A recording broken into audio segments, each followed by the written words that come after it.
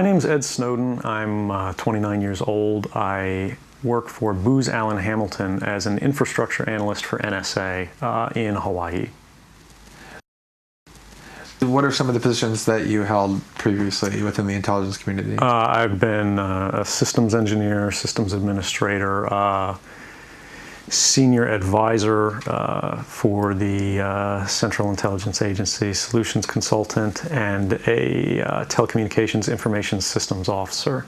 One of the things people are going to be most interested in trying to understand who you are and what you're thinking is there came some point in time when you crossed this line of thinking about being a whistleblower to making the choice to actually become a whistleblower.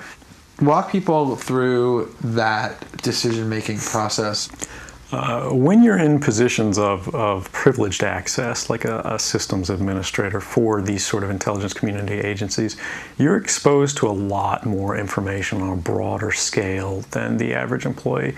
And because of that, you see things that may be disturbing, but over the course of a normal person's career, you'd only see one or two of these instances.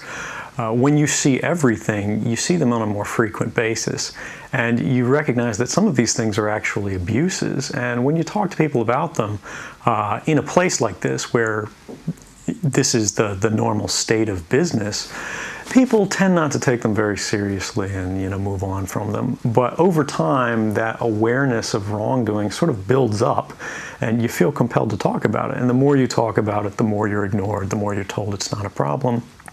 Until eventually you realize that these things need to be determined by the public, not by somebody who was simply hired by the government. Talk a little bit about how the American surveillance state actually functions. Does it target the actions of Americans?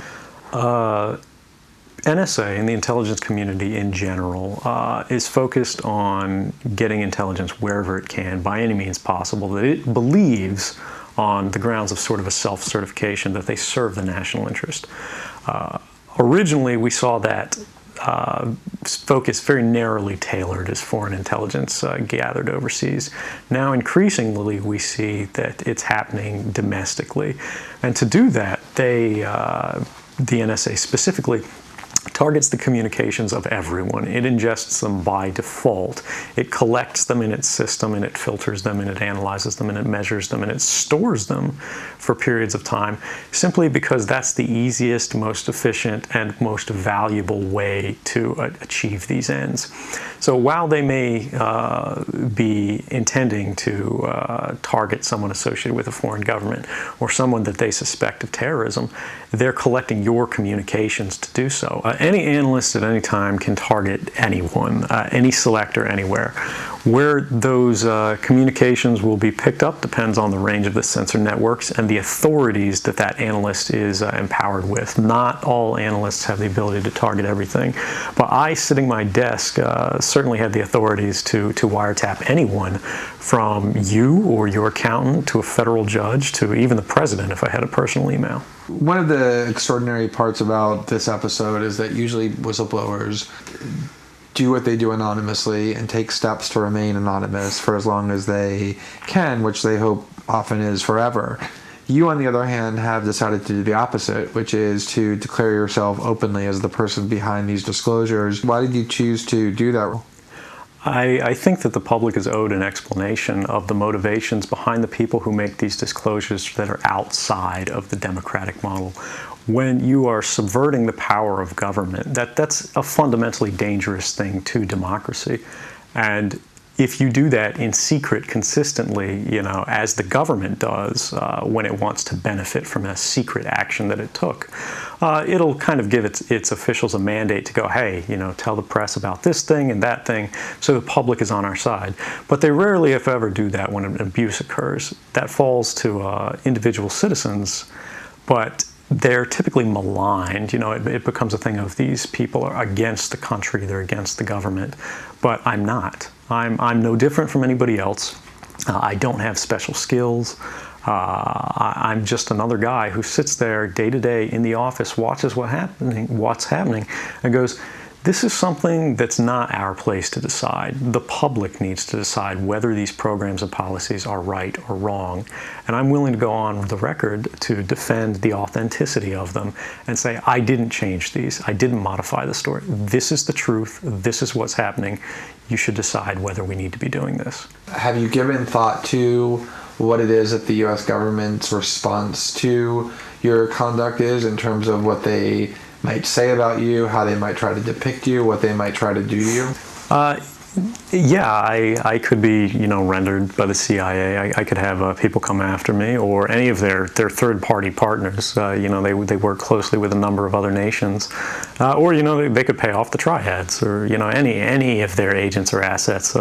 We've got a CIA station just up the road in the consulate here in Hong Kong, and I'm sure they're going to be very busy for the next week.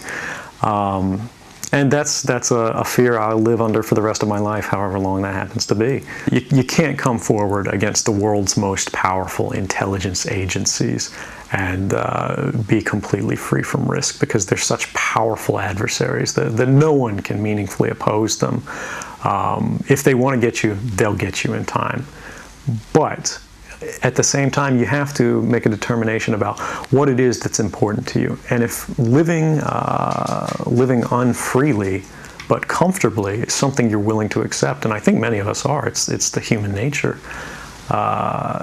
You can get up every day, you can go to work, you can collect your large paycheck for relatively little work against the public interest, and go to sleep at night after watching your shows. But if you realize that that's the world that you helped create, and it's going to get worse with the next generation and the next generation who extend the capabilities of this sort of architecture of oppression, you realize that you might be willing to accept any risk. And it doesn't matter what the outcome is, so long as the public gets to make their own decisions about how that's applied.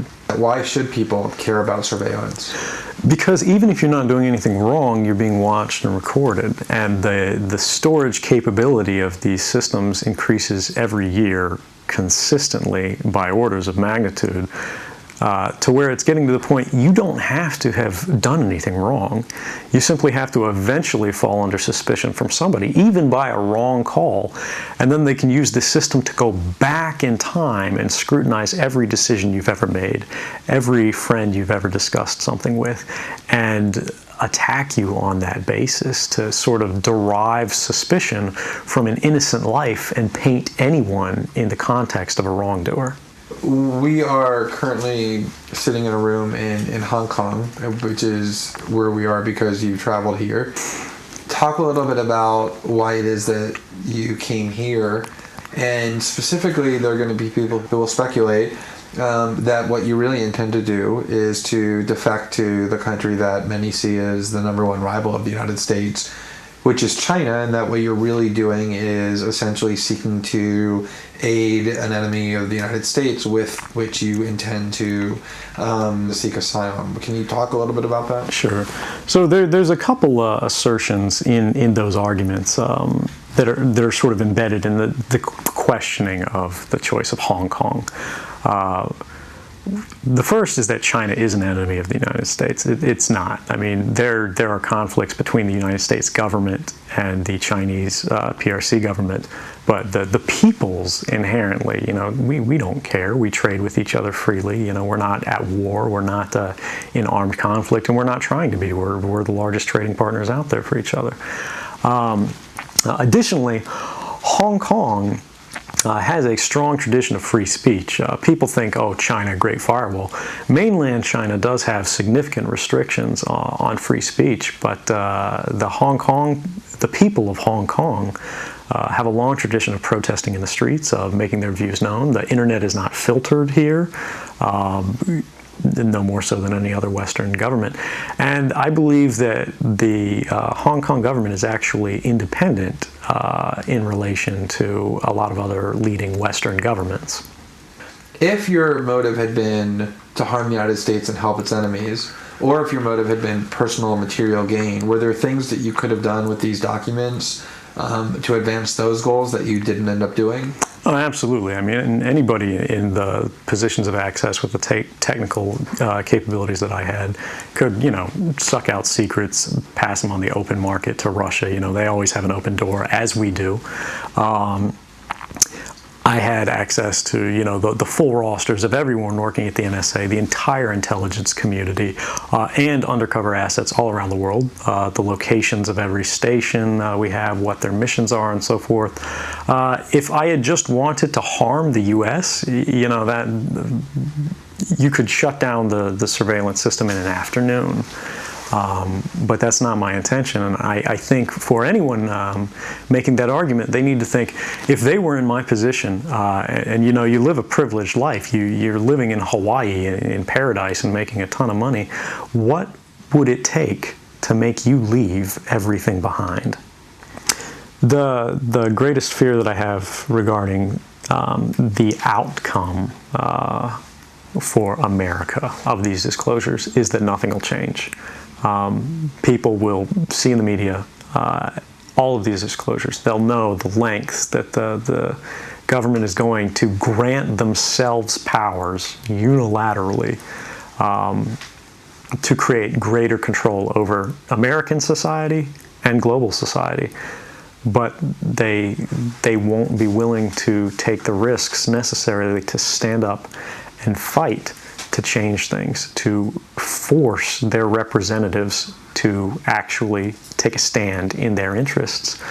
And the months ahead, the years ahead, it's only going to get worse until eventually there will be a time where policies will change, because the only thing that restricts the activities of the surveillance state are policy.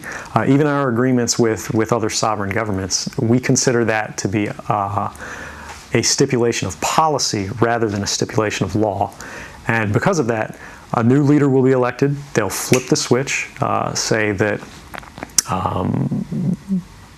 because of the crisis, because of the dangers that we face in the world, some new and unpredicted threat, we need more authority, we need more power, and there will be nothing the people can do at that point to oppose it, and it'll be turnkey tyranny.